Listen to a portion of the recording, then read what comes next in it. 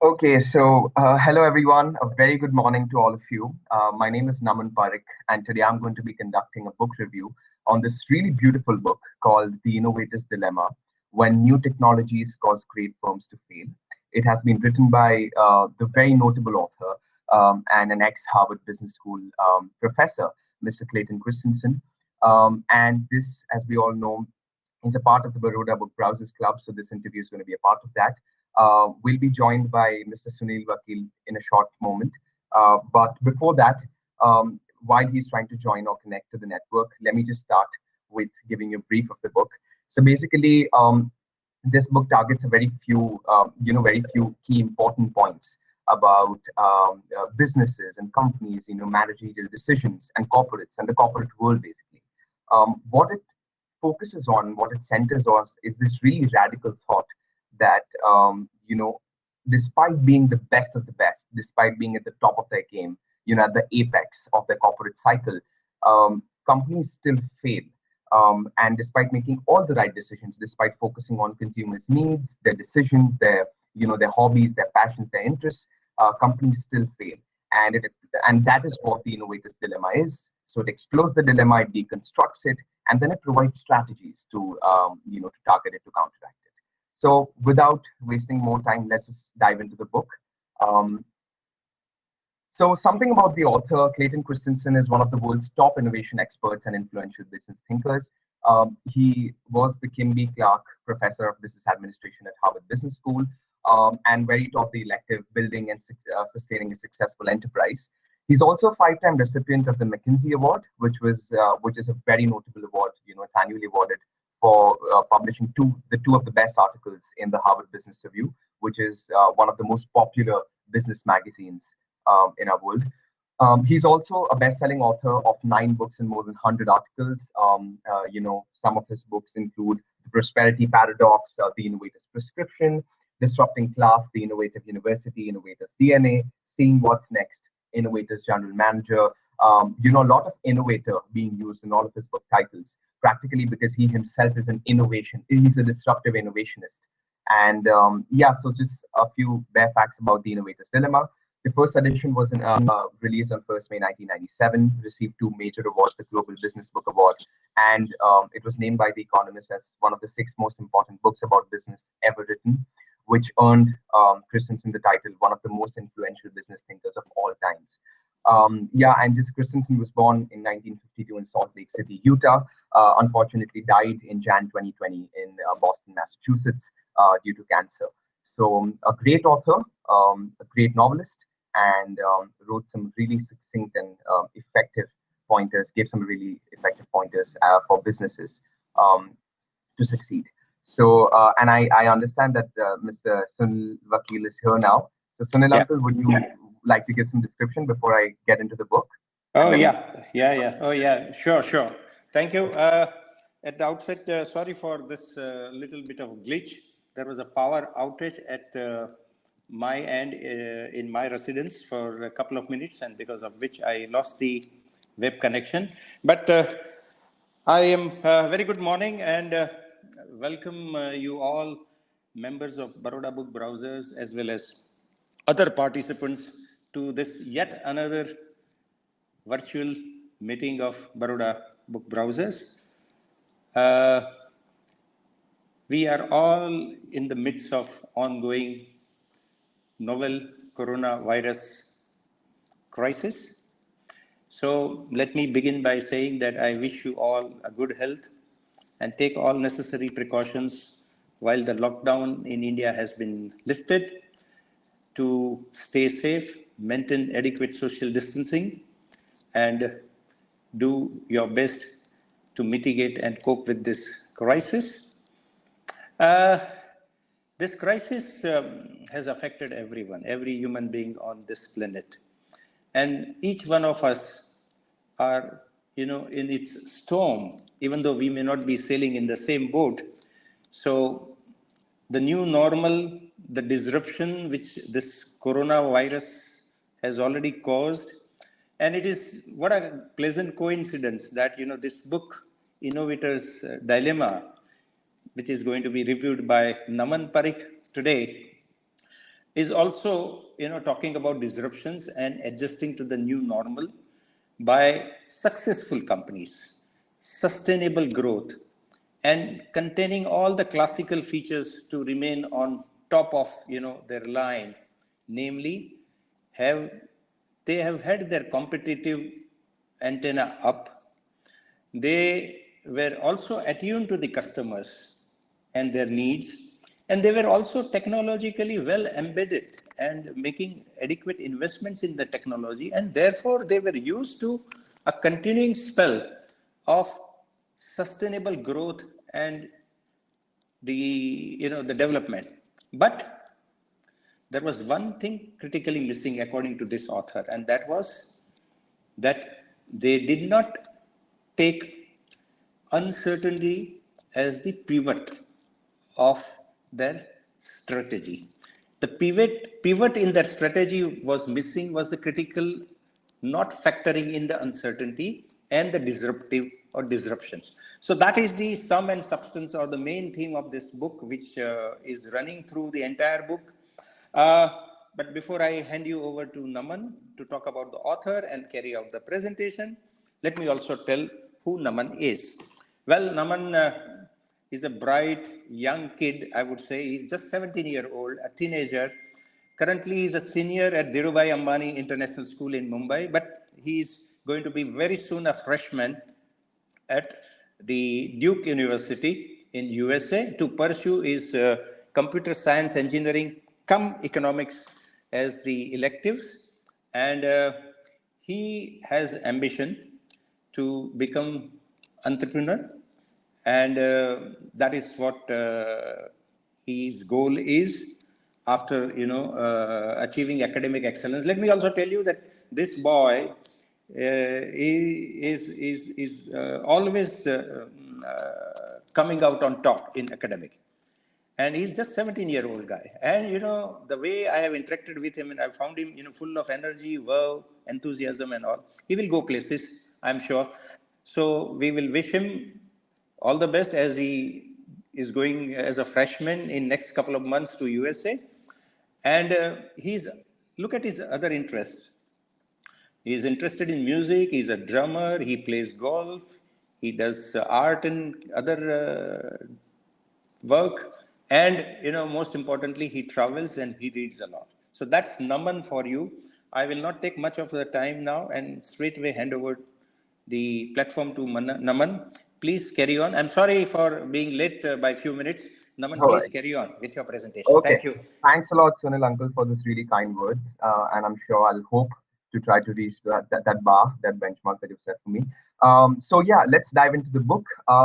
Yeah, so as Sunil uncle said, just leading on to it, it just reminded me that these are very uncertain times. We have to adjust to this new normal. And, change is literally the only constant right now. So, I'm just reminded of these few quotes that, change is called for innovation, and innovation leads to progress. Necessity is the mother of invention, and so on and so forth. But in the context of the corporate world, we need to devise solutions for this change, for the new normal, that are not only sustaining, but disruptive in their positive impact, which are not only long lasting, but are hard hitting. So companies work for it. Companies really put in their time, money, energy, efforts, their blood and sweat, and they go from ideation to implementation to impact. But the middle part, implementation, is so important, and where some of these companies get misconstrued by the managerial practices is because they need to ensure that implementation is happening at its fullest. But what they don't know is that there is a certain fun, there is a certain productivity, there's a certain incentive in operating in uncertainties of the market. And as we'll see in the next clip that I'm going to show you very soon, how that uncertainty actually is a tool, a weapon that you can use to actually get out of this innovator's dilemma. And we'll explore that and more as we go ahead. Quickly, we're just going to be introducing the book really soon. Then the book has been divided into two parts. The first part is why great companies can fail, taking literal words from the author. It covers 4 chapters, which talk about the problems, the innovator's dilemma per se. And I'll be showing a couple of analysis pointers there. So I'll just be giving a small description, analysis, a few industry examples that the author has quoted, a few images to supplement that, and a central argument that links back to the thesis. Then there'll be the second part, which is how to manage disruptive technological change, which talks about the solutions, the strategies that companies can implement to sort of get out of this innovator's dilemma and to be in a correct mindset. Then we'll be going to the key takeaways from the book, finally, a few quotes, and then you can ask me any questions that you have. Now, I'm just going to show you a small clip, which is from the movie Steve Jobs. I hope you can hear it if the network works well. If it doesn't, then I'll explain it to you. But it's this small debate going on between Steve Jobs, the co-founder of Apple, and John Sculley, the ex-CEO of Apple, between the two really keen products that Apple launched in the 80s. One was the Apple II, which was at its apex, and the Apple, Steve Jobs wanted to disrupt the current market and sustain a new market with launching the Macintosh. But at that time, people were not ready for the technology, which is very prevalent now. So let's just see there, and then we'll dive into the introduction. Here's the video.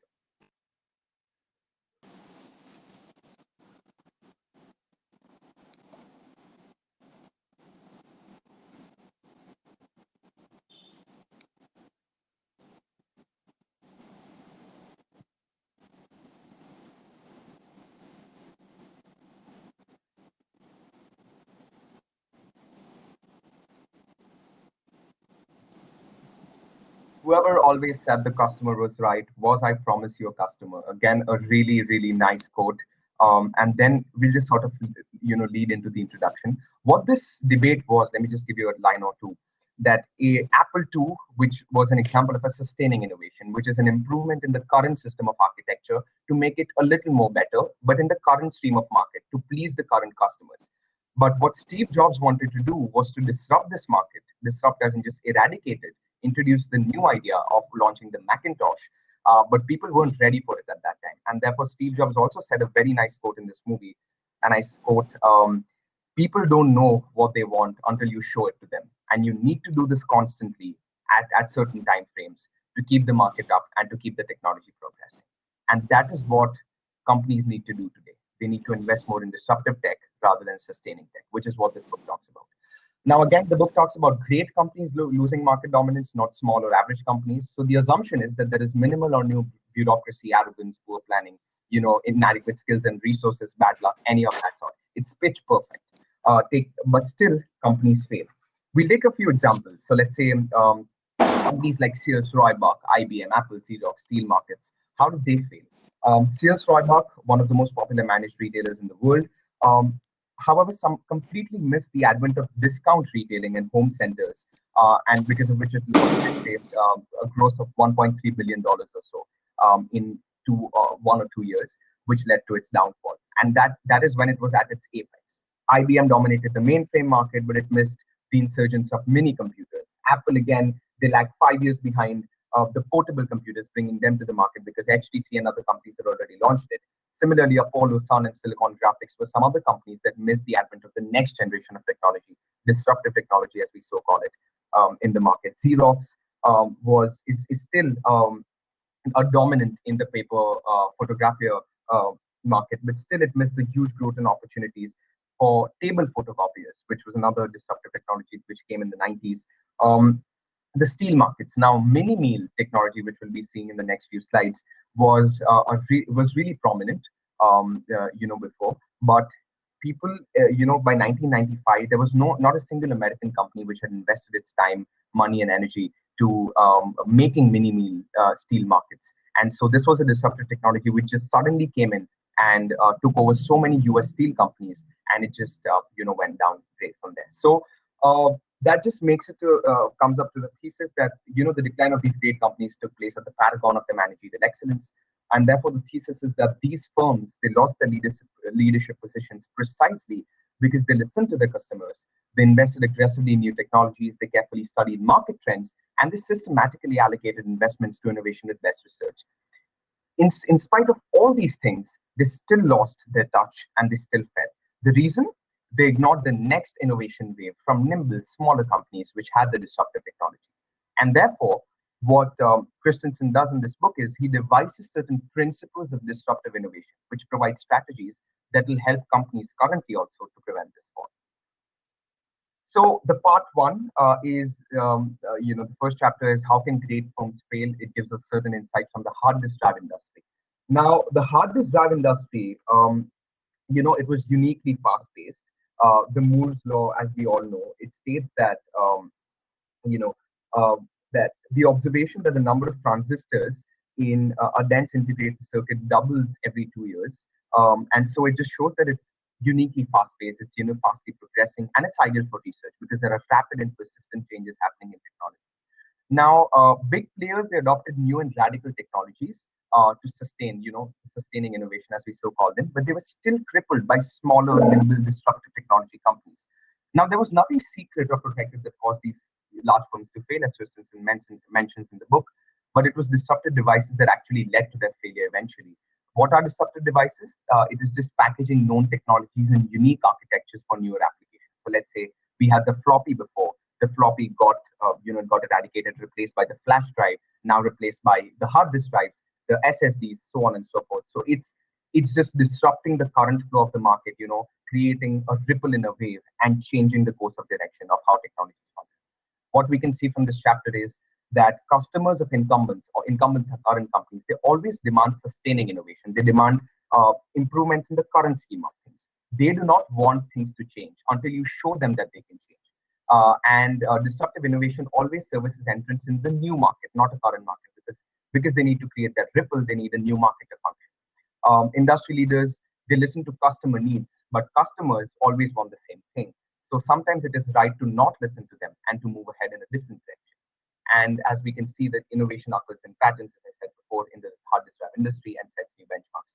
So that's how Christensen dives into the book by taking insights from the hard disk drive industry, talks about how these images that we can see, that as time progressed, the number of firms offering let's say 8-inch drives versus 5.25 inches, 3.5, and then 1.8 inches, it just progressed in sustaining technologies. And so the number drastically increased. It kept on increasing and increasing, but people didn't see, as we can see in the next slide, like the image besides that, that what the demand actually was turning towards, what disruptive technology players were actually pulling the users towards, as we can see in the book, was when, let's say, companies, as we can see on the right hand image, when companies were going from 14-inch drive technology to the 8-inch drive, people were already showing the world, the companies were already showing the world that there was a demand in the mainframe market, there was demand in the mini computers market, while people were still stuck on hard disk drives. And it went on so on and so forth till it was too late and so many companies failed. IBM, as we all know, again, now a current leader, but at that time in the 90s, when it faced this disruptive technology, it was unable to recover from it. And for a short while, its stocks dropped. It fell from its apex, from its paragon of managerial excellence, went off because it just sustained innovation. It didn't disrupt it. Similarly, Micropolis, another really popular company, it moved from 8-inch to 5.25 inches drive, but it lost out to the competition, which led to a downgrading spiral of value because it wasn't able to keep up with the disruptive technologies. And so what it links us to the main argument of this chapter is that organization strategy of firms operating in established markets is ineffective for sustaining technologies. A quote from the book that successful companies want their resources to be focused on activities that address customers' needs, yet to expect the process that accomplish these things also to do something like nurturing disruptive technologies, to focus resources on proposals that customers reject is really important because that sort of provides a new framework for them to operate in and to set a new course for technological development. And that is akin to flapping one's, if you go ahead with sustaining disruptive technologies, that is akin to flapping one's arms with wings strapped to them in an attempt to providing them to fly, which is not possible for companies unless they disrupt the current market. The next chapter is talking about value networks and impetus to innovate. Let me just break it down for you. Value networks are connections for companies and customers wherein they respond to each other's needs and they reflect on product components in a niche market. Let's say the market of computers. There'll be Apple, there'll be IBM, there'll be other companies now, there'll be Google, new entrants. They'll have a value network because ultimately companies want to foster themselves, but also be a key contributor in an industry. So they'll be sharing each other's needs, they'll be responding to them, and they'll be helping each other. And great companies are indeed, as we can see, Apple, Google, and other companies dependent on commercial value networks, but therefore they're also unable to accept new products as fast as they come because they have a huge managerial hierarchy. And therefore their major focus always goes on sustaining technologies. And therefore, even their investment in disruptive technology, which is what Christensen stresses that they should do is starved of resources and does not fit the value network. And when we go to the analysis, what that shows us is that the skills and knowledge needed for one product in the sustaining innovation market become irrelevant when disruptive technologies are introduced, because they are a totally different thing. Again, a ripple in the stream that introduce a new idea, a new ideology in the market. And that is where the innovators' opportunity lies in. They should develop emerging markets that use their disruptive technology so that they can foster it while also fostering their own interests in the commercial market.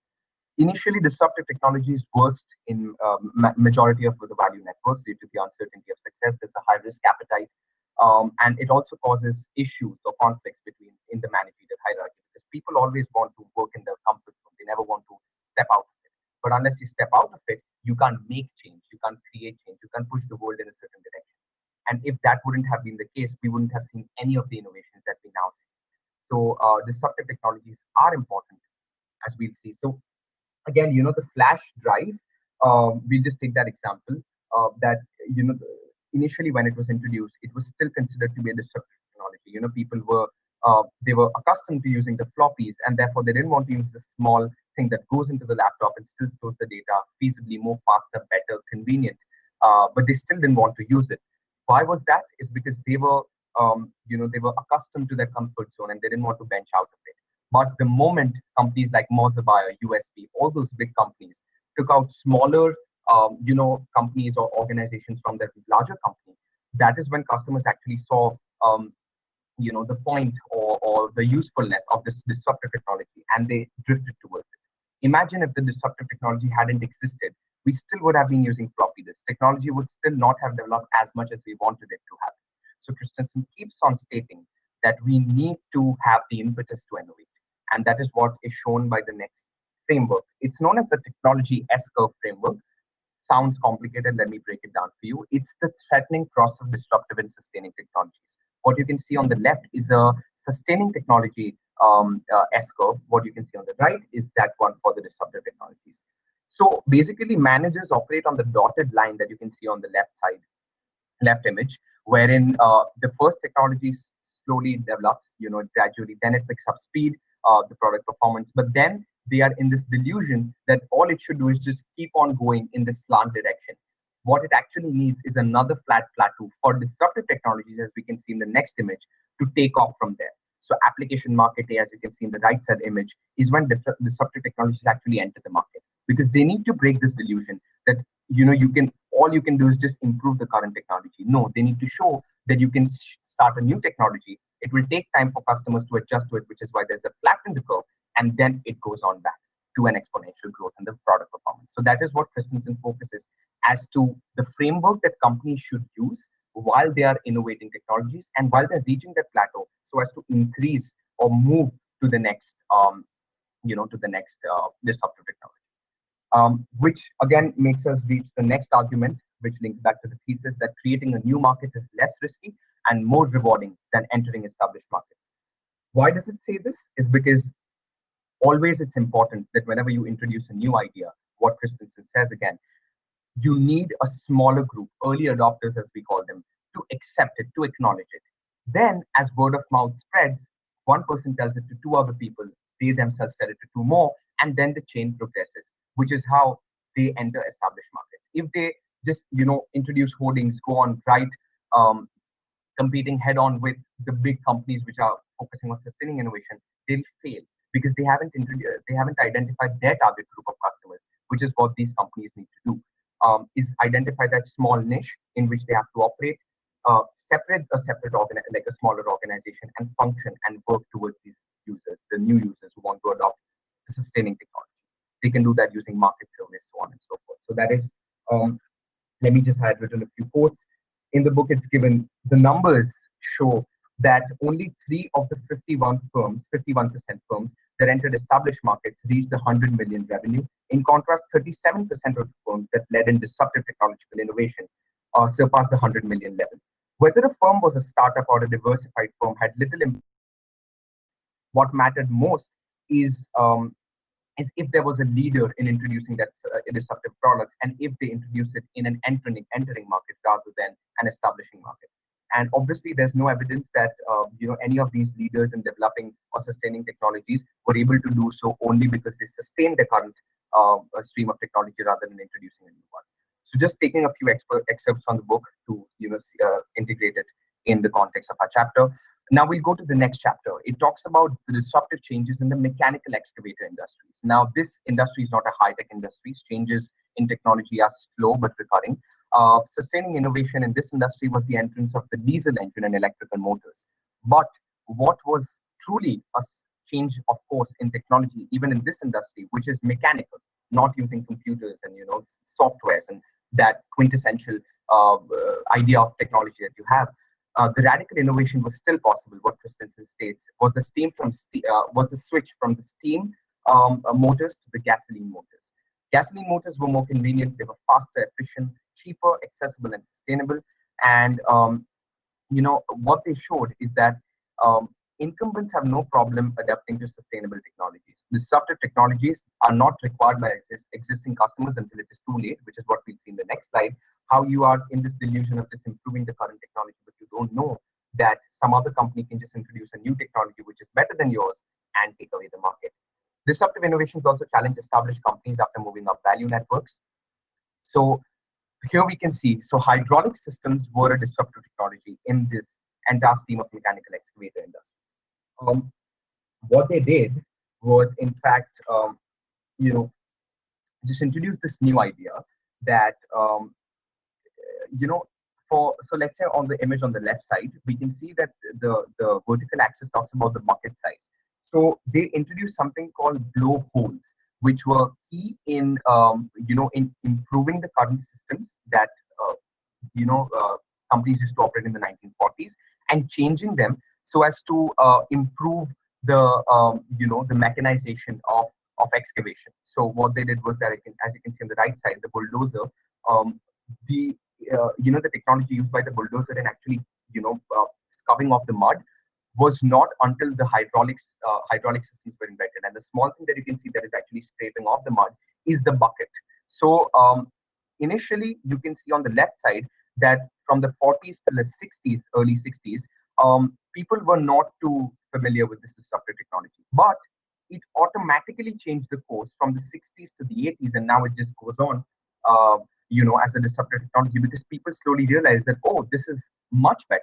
This is much faster, more efficient, and more cheaper than what the current system of technology is. So you can see that, somewhere in the 60s, when the course just changed from this flat slope to a more steeper slope, companies that lied in that time, who still thought that no, the old conventional methods were better, just fell off their apex, because they didn't identify that no, the stream is changing to something else. We need to adopt another way of mechanical excavation, and therefore they didn't appeal to their own value networks as the disruptive technologies did, which is what leads us to this next argument, that being a first mover is an advantage when developing disruptive innovation, but it is indifferent when acting in an established market.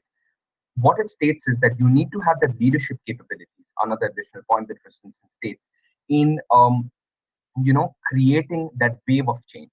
Because what you are doing is you are adapting a new normal. You are changing from the current stream of things and you're going ahead in a different direction. For that, you need to be ambitious. You need to be someone like Steve Jobs. You need to be someone like, Mark Zuckerberg. You need to be someone like all these great people like Elon Musk, who think way ahead of their time, who think way ahead of what the world needs right now.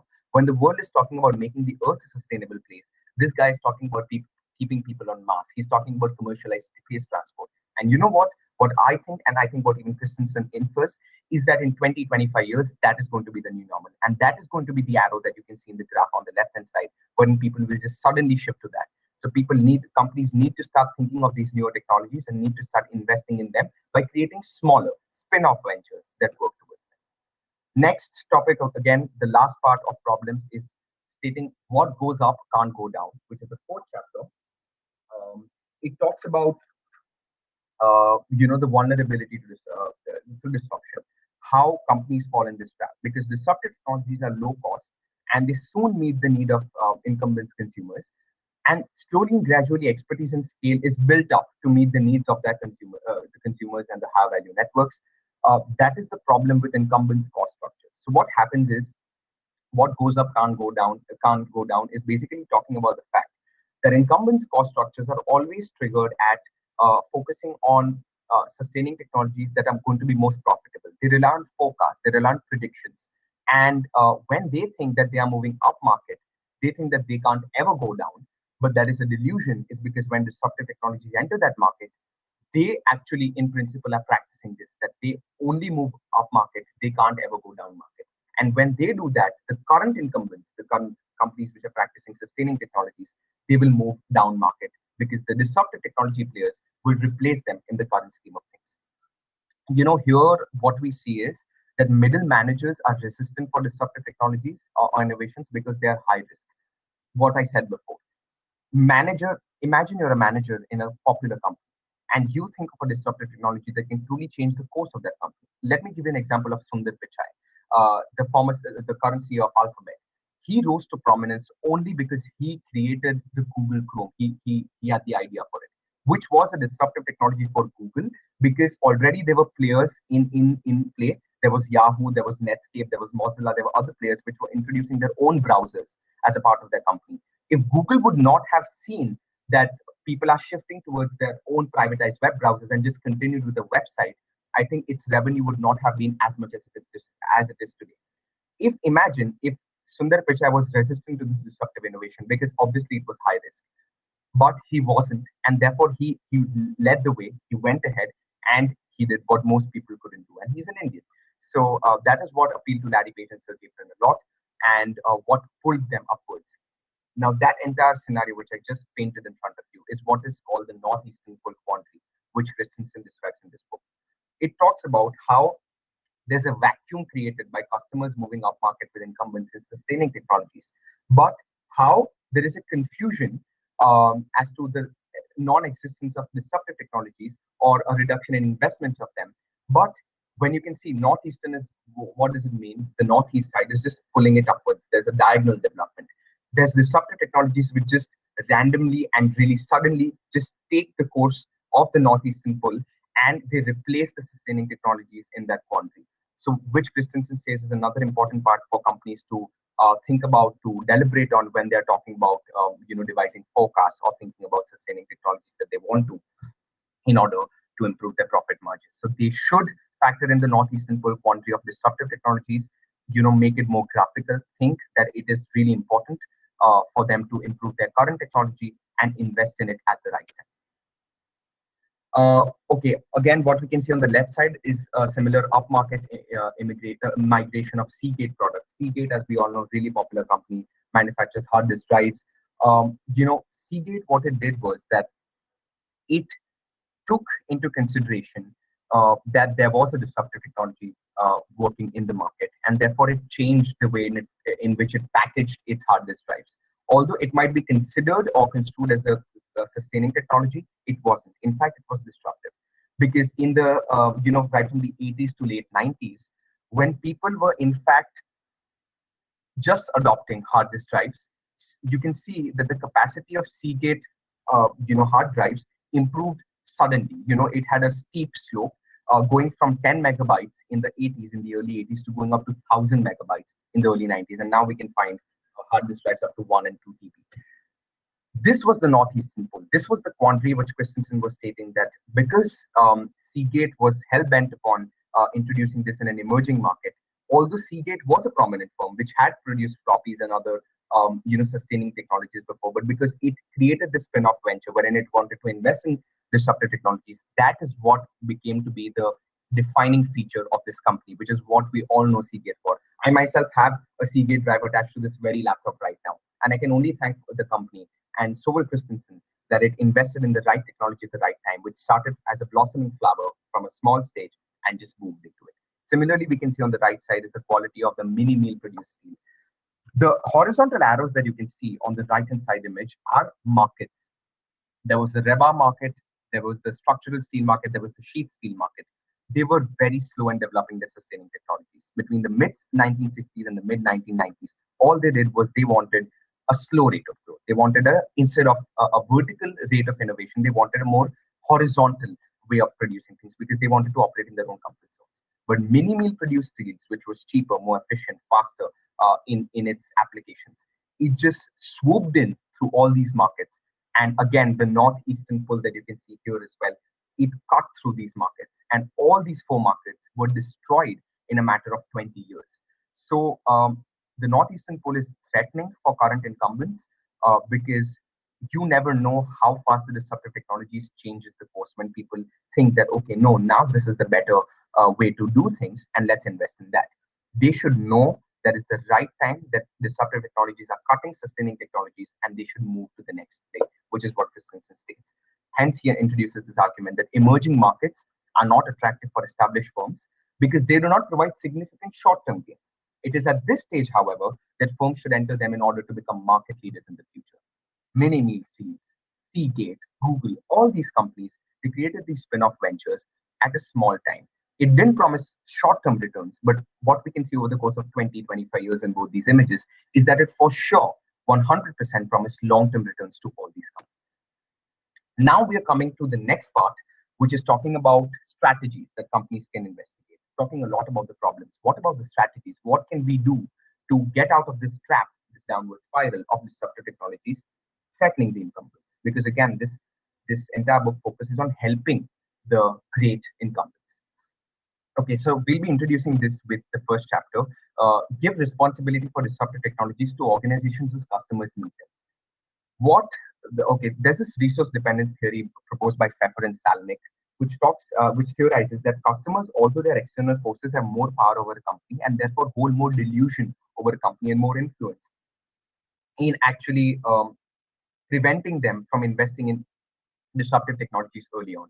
Therefore, established firms are likely to chase immediate returns, be greedy in the short term, weed out proposals with low profit margin forecasts, and neglect disruptive technologies due to lack of existing customers. What can we do then? What are the strategies that we can implement then? Which is what Christensen focuses on. First, delegate responsibilities of disruptive technologies to lower value networks. Again, coming back to value networks, there are connections between companies which exist on all levels. Let's say I'm talking to you right now on a webcam, right?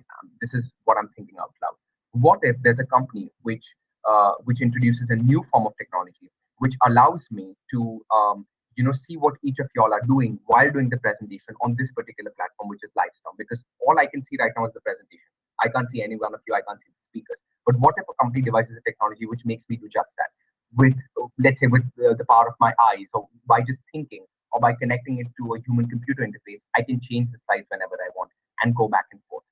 Now, if I introduce that as a manager in my company, I won't be operating in a good spirit because people won't think that it's a good idea. People will think I'm insane. But if I delegate that responsibility to another company which is working on a similar idea, but which is part of a smaller value network, they might be able to incentivize much more than I can because I'm a part of a managerial hierarchy, which is cumbersome.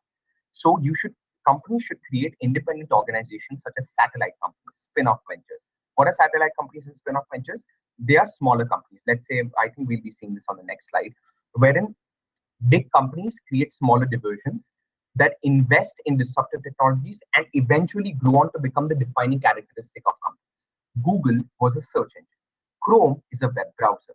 Chrome was a disruptive technologies, a spin-off venture created by Google under the leadership of Sundar Pichai, which 20 years ago was a very small part of the company, just a research and development project. 20 years later is now the defining characteristic of company. Google Chrome targeted customers in a different value network. Members of the separated segment, they allocate more resources efficiently. Because you're operating in a low value network, you will allocate resources based on what you deem fit because you have no risk appetite. You are free to fail. You are failing forward. That is why you won't have any risk or any managerial disruptions in your particular value network, and you'll allocate it across the company to organizations who are needing them, whose customers need them. Which customers am I talking about? The early adopters. Okay, the left side matrix is what you can see is what Christensen devised actually. Let's say in the requirements of on the top hand side, you can see requirements for interaction and coordination amongst groups. And on the bottom side, you can see the top left side, you can see this. On the bottom side, you can see the nature of technological change. Let's say put any particular combination. If the nature of technological change is disruptive, let's say if it was in Google, let's say in Google Chrome, or as we can see on the right hand side, it happened in the Woolworth industry. I'll just cover it in a moment. And the requirements for interaction and coordination among individuals and groups is new.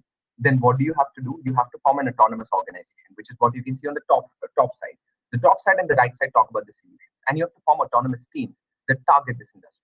Vis-a-vis, if you have a disruptive technologies which targets customary interactions between tools, people are fine with the disruptive technologies, then you just have to form an autonomous organization, but you have to make it functional. You have to make it as a matter of fact. Um, and so the argument that Christensen proposes here is that in order for firms to maintain longevity, they should establish smaller sub-organizations that act independently. These organizations are not to be pressured into making a short-term profit, but should be instead given a unique identity and allowed to create their own market. Woolworth was a very popular retailing industry. It fell down because it didn't introduce the discounting or the retailing idea or the ideology, and it failed. The discount term was then dropped because it thought that this disruptive technology was failing, and so its revenue going from 8 times to what it was originally went to 7 times, and its gross margin reduced from 40 to 20%. But when they consolidated and supported operations, which is what you can see on the left side on the vertical axis, it went on to go more because it followed the matrix. It was a new customer innovation, but the nature of technological change was disruptive. So it formed an autonomous organization. It formed autonomous teams, which is what led to it going much better, faster, and better, more efficient at the current pace it is right now. Next part is you have to match the size of the organization to the size of the market. That's another strategy. Established firms are held captive by their their customers. They're eventually invaded by disruptive devices, and they're less likely to pursue disruptive technologies in emerging markets. How can you get out of this? The strategies is managers should be strive to be leaders of disruptive technologies rather than followers. It's a fatal move trying to sell disruptive technologies late in the game. Again, you have to get in just at the right time, because if you go late, there are already companies that have taken over and moved up the value networks and moved up market. But if you come very early, then you might be looking at a more risk, at a greater risk. You have to be a leader in in innovation because it creates value, as it can be seen in the described industries. There is a strong benefit to creating new markets instead of entering established markets, because as I said, it is important for them to engage in. What you can do here is that, as we can see in the image, all these are thin film technologies companies, and in the described industries, wherein there is no particular correlation that you can see in the order of adoption and the rank order in which they were operating at their fullest. The argument just suffices this entire image. $1 billion company doesn't have the same drive to develop a product for $1 million customer that a $10 million company does for a $50,000 customer. Companies can best commercialize disruptive innovations by inserting them in organizations small enough to be positively impacted by small market opportunities, which is what sustaining innovation firms should do with those spin-off ventures. Discovering new and emerging markets is very important too. Now, in sustaining innovations, planning is the key for optimal ROI, the return on investment. But in disruptive innovations, actions come before development. This is the entire idea of operating in that uncertainty, which is known as discovery-driven planning, which is what Steve Jobs stated. You don't know what the customers want until you show it to them. You have to identify the assumptions that shape managerial business planning, and you have to provide an allowance of failure. It might fail, it might not work, but still it is important for changing the course, for not achieving stagnation, for not achieving that plateau in the S-curve framework, rather moving up. And incumbents, they rely on forecasts, hence they again fail. They should create these spin-off ventures which operate totally out of uncertainty. And the strategies are that philosophies of management by objective, in which they're operating on forecast, and management by exception, in which they're creating uncertainty, should be differentiated. There should be agnostic marketing, in which the customers or the players don't know what they're operating into, but they are just learning experientially. The production should expand in correspondence with sales, and there should be creation of low and high-end version of products using modularized design. Low-end versions of products are released in spin-off ventures. High-end versions of products are released as sustaining technologies. Winchester. So as you can see what I was saying, in sustaining technologies, Winchester, another popular hard disk drive company, the 2.5-inch drives and 14-inch drives that they made were sustaining technologies, predicted based on forecasts, and was the actual sale. But going into the disruptive technologies, which is what HP's Kitty Hawk, it's a micro drive, they operated into, but they thought it was a sustaining technology when it was actually disruptive. You can see the forecast show that the index of unit volume was 100, while actually it sold more than 250. So customers that follow the buying hierarchy, wherein they buy up the market, it depends on the maturity of the market. When customers in disruptive technologies are convinced with the functionality, they go on the reliability next, then they go on the convenience, and then they go on the price. So companies should not look at profit margins initially. First, they should look at cementing functionality, then reliability, then convenience, and price. Next part is how to appraise your organization's capabilities and disabilities. Some capabilities of organizations are, because that needs to be differentiated by Christensen. They're not solely confined to people and resources. They have an abundance of resources. And the RPV framework, as we know, the resources, processes, and values framework, a really popular framework in managers today, in managerial companies today, the top-notch companies, is their capabilities. But what are the disabilities? They have a fixed process and value. That makes it predictable, but also makes it risk averse because they're only streamlined into a particular direction. Human resources, the HR departments are more dynamic than the processes, values, or culture that shape the companies, that promotes a spark of innovation. And therefore, there's managerial inefficiency in handling these innovations. The strategies for these are, again, acquiring a different organization where processes and values match the new task, changing processes and values of the current organization, and separating out a spin-off venture, as I said before, to appraise the organization's capabilities, but to also reduce its disability.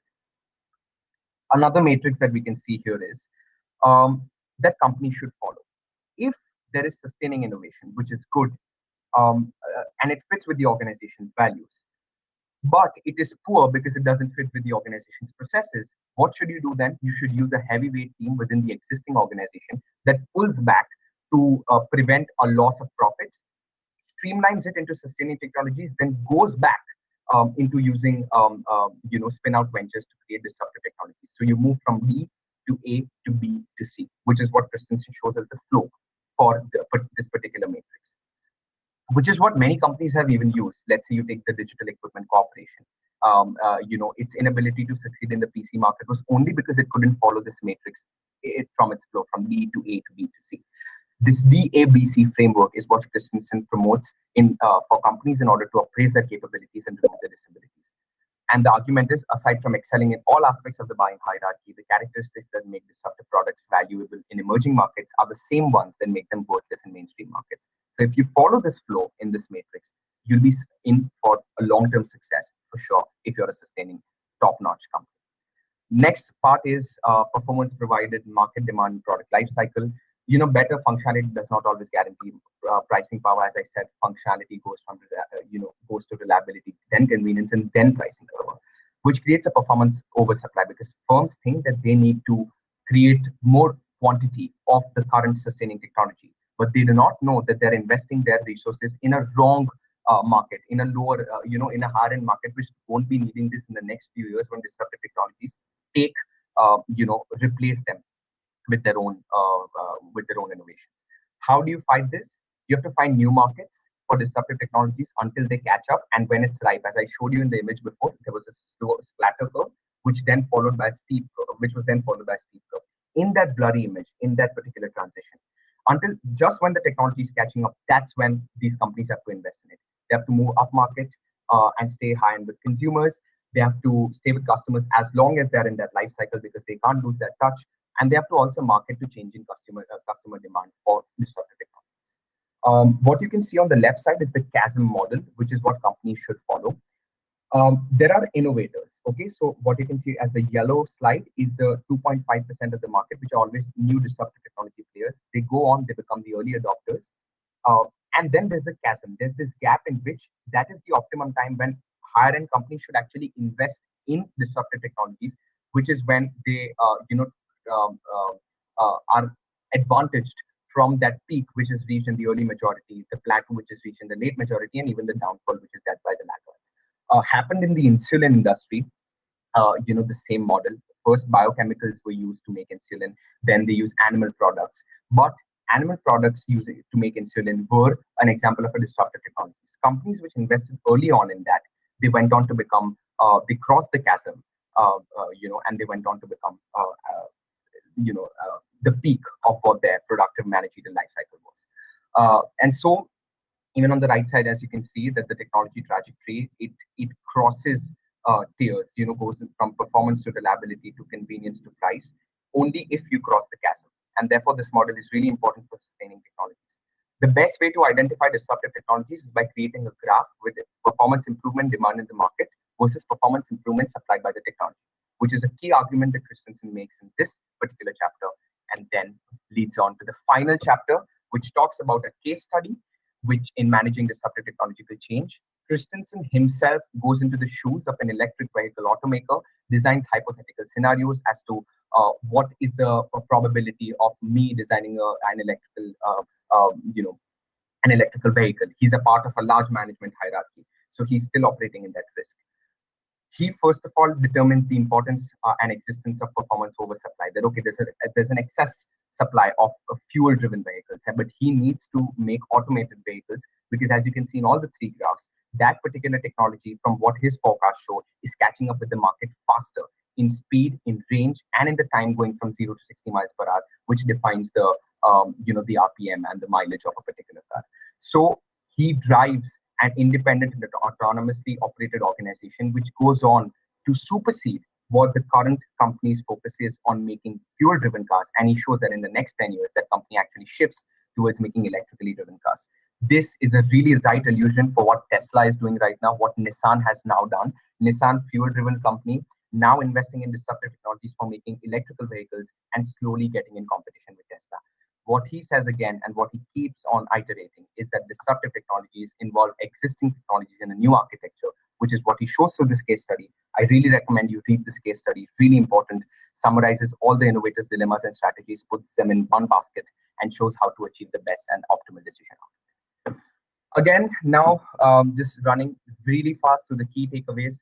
This particular graph shows the innovator's dilemma and how firms can face in face of disruptive innovation. Leading firms, they drive technological improvements using sustainable innovation. The curve you can see goes blue.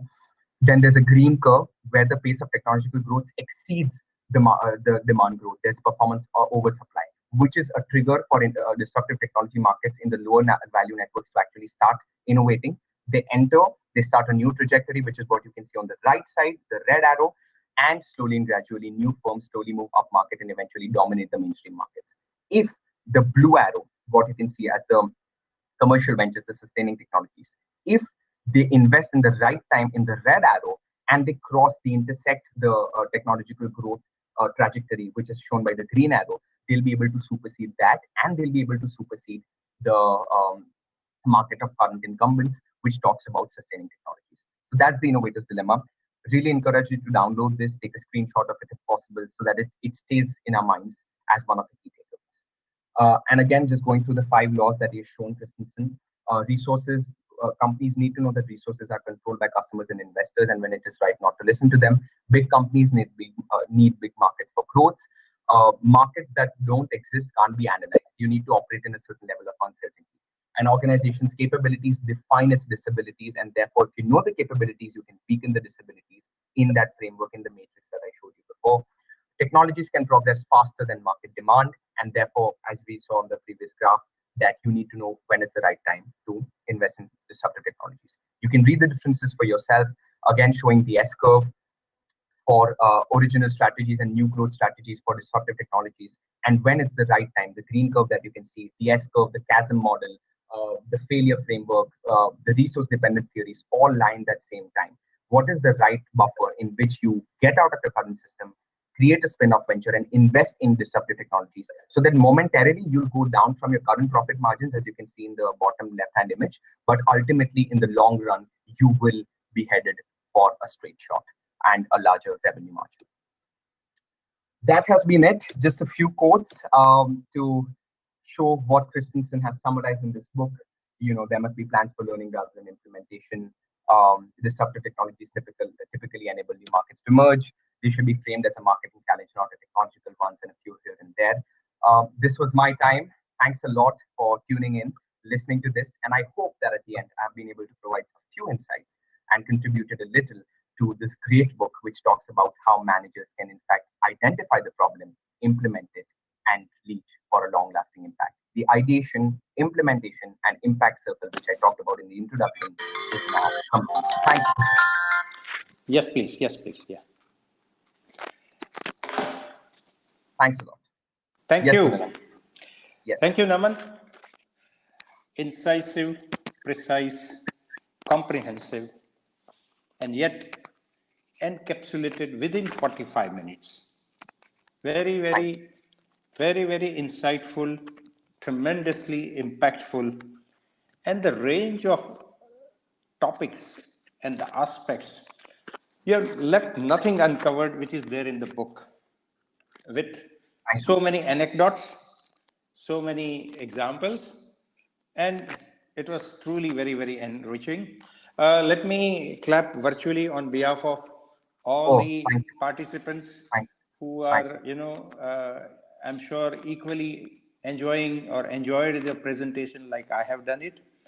And amazing clarity. I must say, Naman, this will go down as one of the finest presentations at Baroda Book Oh, Browsers I'm in humbled. recent times. And while we wish you a great academic career ahead as you are set to be a freshman at Duke University, before that, there are a couple of questions Yes. from the participants. The first one is a very precise one. In fact, it is in the form of just an observation. Okay. Let me just go through. Yes. Yeah, this one is from Chirag Bakshi. He just said latest disruption is Geo. So he's just giving Yes. an example, probably. Yeah. Yeah. Yeah. In the network market. Yes. Yes, right. Then next one is from Jai Kumar, who is from Chennai. He's giving the example of Plet and Winnie's geared turbo jets engines, a disruptive innovation which somehow did not take off for quite some time. In fact, Oh, though they have much better features like 16% less fuel and 35% less carbon and so on and so forth, right. but Right. still they have not been able to capture the. So what he is trying to say is, but unfortunately, the planes fitted with these engines had accidents and engines had to be changed. So that is Okay. the observation. Very valid observation. Great. Any response to that, Naman, from you? Yeah. Well, I think it's really valid, relevant, and I think it just goes on to enforce the fact that there are going to be uncertainties. There are going to be points where disruptive technologies fail, which is the point of them. That's why they operate in lower value networks. But what I think the participant clearly pointed out was that although there are accidents, although there are failures in the engines, unless there is a fatality associated with it, if they've started, let's say, human trials or something, if they're transporting humans, then that is not correct. Then they should revert back to sustaining technologies, improve their growth trajectory, and then after a few years, study the market and then invest after they are capable of that innovation. But if it's a true disruptive technology, then it wouldn't fail in at a lower value network. It should improve and it will. So they should keep up that spirit, that particular company. That is what I can say. And I think even what Christensen would have wanted to say from the book. Jaykumar further goes along to say in the same breath that it takes time and conviction to adopt and see the benefit of slowing Exactly. down. And when the Geo, as idea Chirag has is, said very yeah, clearly. exactly, Yes, yeah, when the idea itself becomes counterintuitive. So that was exactly. his further observation. Thank you, Jaykumar. The next question is from your dad. Most Okay. companies remain busy in sustaining innovation and not disrupting innovation. Yes. Is current success of the company detrimental to disruptive innovation? It may be. So, Dad, if you're listening this, invest at the right time. He runs an HR management company, consulting company, and they're battling with disruptive technologies in the form of artificial intelligence and other platforms through which they can leverage their particular practices. So, it's you have to invest at the right time. So, Dad knows that the wave of technological change is now moving from commercial trainings to disruptive technologies in the form of virtual trainings. So, it will be detrimental if he doesn't invest at the right time. He should, and I hope he will. Samir is a lucky dad. He has got an in-house counsel. Uh, Thank you. but Samir also asked further question. Current COVID scenario Yes. resulting into innovation by companies to sustain their operations. Are Yes. these innovations examples of disruptive technologies? Yes. And I think even all I can see in the current chat right now is even Mr. Praveer Chakravarti raised the same questions or an observation. I think, yeah, because whenever we are adjusting to a new normal and when change is the only constant enveloping us, it is important to understand that whatever change we take, okay, let's take this particular webinar. Uncle, do you think we would be having this webinar if it was 5 months ago? We wouldn't be No, having it. It would no. be an in-person meet. So what Very this true. just goes on to say is that platforms like Zoom or Livestorm, I'm just taking this particular industry, are creating disruptive technologies which are now getting relevance now that the surrounding situations are, favoring them. Let's say 5 months ago, people used to use Skype, but not as much as they use it now. So currently, yes, COVID-19 has facilitated a certain wave of disruptive technologies, but also it is facing a wave of sustaining technologies because existing platforms Pankaj હું એક page which આમાં were there છું, for પછી વાત video, કરું. video conferencing or other platforms, they are still going on. So Skype still continues, but there is also a live storm which has now emerged as a more better and more efficient way of conducting as well. In fact, the current platform on which this review is being carried out is Livestorm. Yes, yes. So Right. yeah, there you go. So Yeah. some area that goes on further to say, when you map the size of the organization with the size of the market, Yeah. is being suggested that there be no room for competition. When you match the size of the organization with the size of the market, Does it suggest that there is no room for further competition? no, I think there will be. Okay, now there's a two-way answer. If the size of the market is large and the size of the organization is large, which is what the theory states, then it might not give way to competition. Imagine Geo. You just mentioned Geo, right? Let's say Geo dominates all other cellular networks. It is the only particular existing network in our country. Large organization matching a large market, not providing way because of its disruptive technology to smaller firms to innovate. But if Geo was a smaller company, let's say it was initiated only 6 months ago, it still would make way because it was appealing to a smaller market. Vodafone, Airtel, big players would have had time to invest in it by creating the market surveys, by innovating, by studying the S-curve frameworks to reach out there. So just to summarize, if it's a smaller market, then there might be a scope for competition. If it's a larger market and that company has already been established since a long time, then that might not create scope for competition, rather create a scope for monopoly or an oligopoly. Yeah, the next poser is from Payal Hinduja. He's from Mumbai.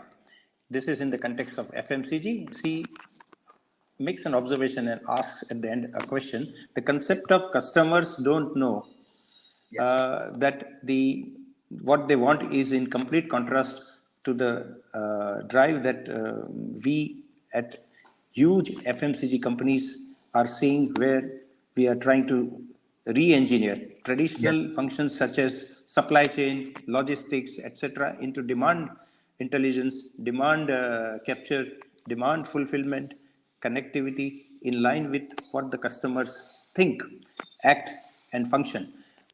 Where do you think, or where do you see disruptive technologies fit in such scenarios? Okay, for FMCG companies, although I'm no expert on it, so for fast-moving consumer good companies, what I think is that in such a market wherein I think she stated that customers don't know what they want and you need to know what to give them, which doesn't fail because it's a fast-moving consumer good, so it enters the market faster, leaves fast as well if it doesn't work. At that time, I think doing market surveys is really important to understand other FMCG companies which are making certain disruptive products, which are changing the course or changing the way in which consumers use them, taking that as an incentive to set a time frame in which they can invest in it. As I said, the chasm model. So that particular buffer in which they should invest so as to not hinder their profits, but also create a spin-off venture from their existing FMCG company, a smaller company, which is only made so that it can invest in disruptive technologies and disruptive innovations and experiment in that little gray zone of possible failure. If they do that, if that works, well and good. If that doesn't work, like the airline company you just said initially, then they can return back to their current model. So I think starting a market survey is the best way to decide a particular time. And it is easy to do so, taking primary data, taking secondary data from the internet, conducting research surveys, many ways to do that. Collect data. After you do that, then you'll have time to decide a time frame and work in that chasm. Right. This next one is from Professor Dholakia. First of all, he's complimenting you. Great effort by Manan. Certainly, with such young emerging stars, we can be rest assured that the future of our country is in safe hands. Keep it up. I'm humbled. Thank you.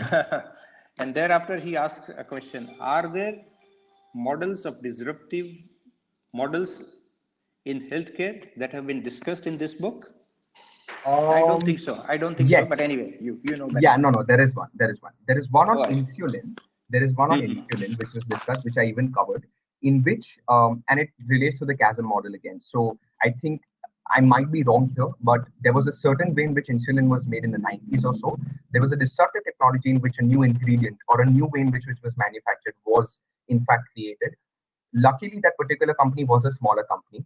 It was acquired by a larger company as a spin-off venture, which went on to define that particular big company's way of manufacturing insulin. So there is disruptive innovation in healthcare as well.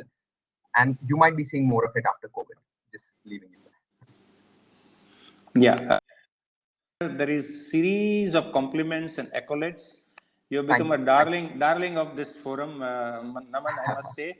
And let me tell you one thing. There is one question from Vikas Vaze. Yes. What he says is that most of the examples quoted are taken from the IT companies or IT domain. Is there inference? I mean, can there be the same inference about disruptive technology in the electrical and mechanical domains?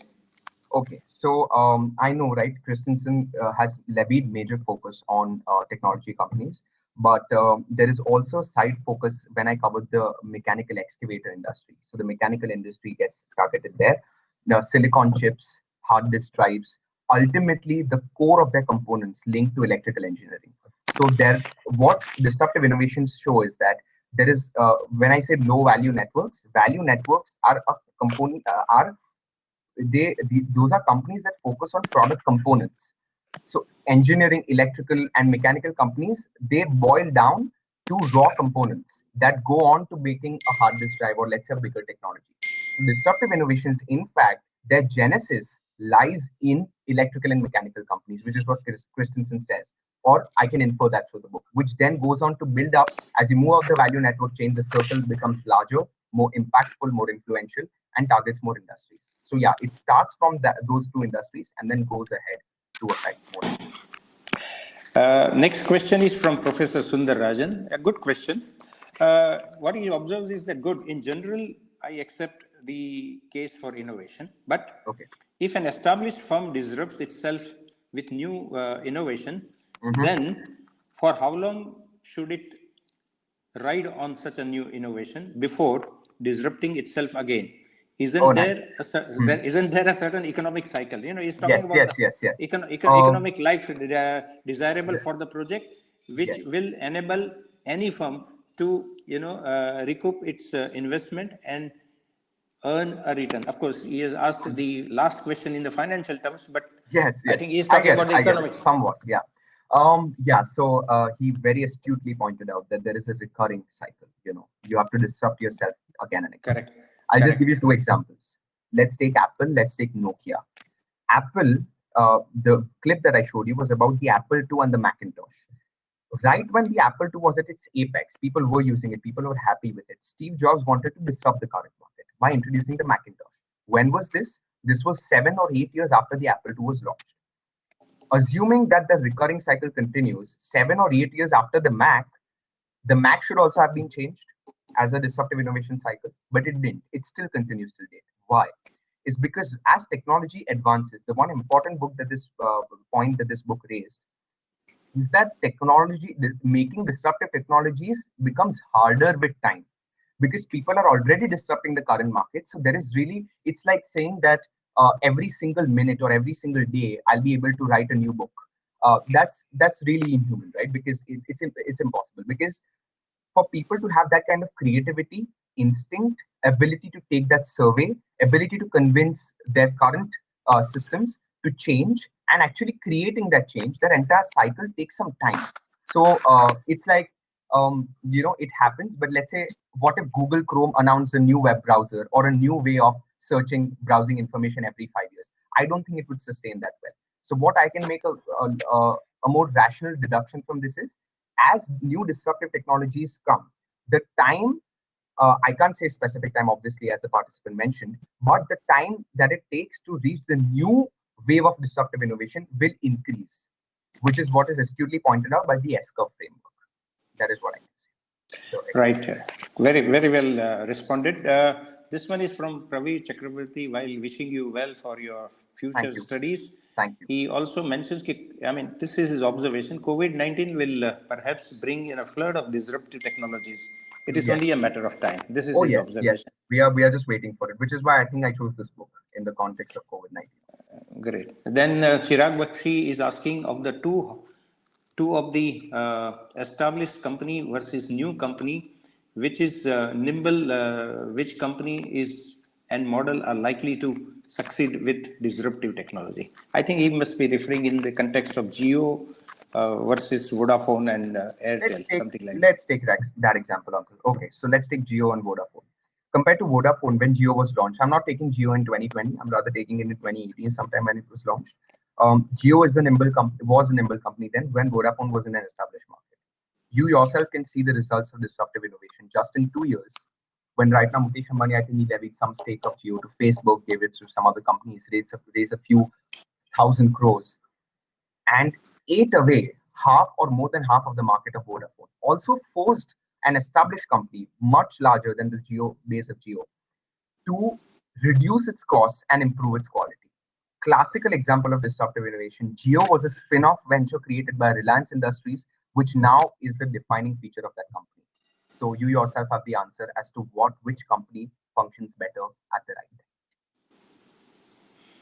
Yeah, and this one is from Mr. Sasank. I think this is the last, but one question, observation. There is a flood and torrent of congratulatory messages wishing you good luck, and Thank you.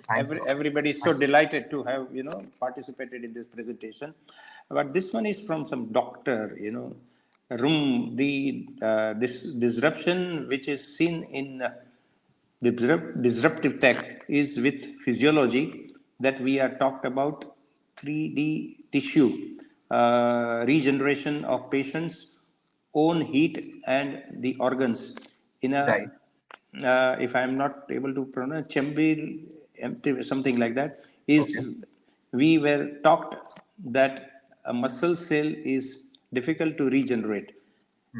Cardiac muscle even more so, being capable of synchronized electrical gender, something like that. Okay. Yeah. So this is what I think this. That's an He has used. observation, right? That's an observation. Some technical language he has used. I think it's of a great, doctor. and especially linking it with COVID again. The moment a vaccine is introduced for COVID-19, it's going to be an example of a disruptive technology because it is for something for the as Clayton said before, you can't analyze markets that don't exist. The market for coronavirus related or pandemic related medicines was not explored before. The vaccine that is going to be created now is going to be a classical example of how disruptive technologies go on to influence the health market, and as Sir said, going on to stem cell regeneration or 3D tissues and so on and so forth. So just adding to that. Yeah, with this, we come to conclusion of this meeting of Baroda Book Browsers. Again, on a note of great thanks to Naman for your wonderful effort. It was very incisive, very precise. Thank you, Uncle. And done with a clinical precision. It defies your age. Let me tell you, it was like an accomplished reviewer, and you will grow by leaps and bounds. Our best wishes from Baroda Book Browsers. All of us will. Thanks a lot to Baroda Book Browsers for giving me this platform. Actually, no, you're welcome. And with this, we bring to an end this meeting of Baroda Book Browsers. We'll meet again next month in July. Until then, have a nice remainder of Sunday. Stay safe. Stay healthy. Be disruptive. Yes. Be disruptive. Yeah. Okay. So be disruptive in order to be adaptable at the end of the day. I think better supplement. Okay then. Thank you. Bye bye. Good afternoon, everyone. Thank you for joining. Bye. Bye bye. Thank you. Thank you, Naman. Thank you so much. Yeah.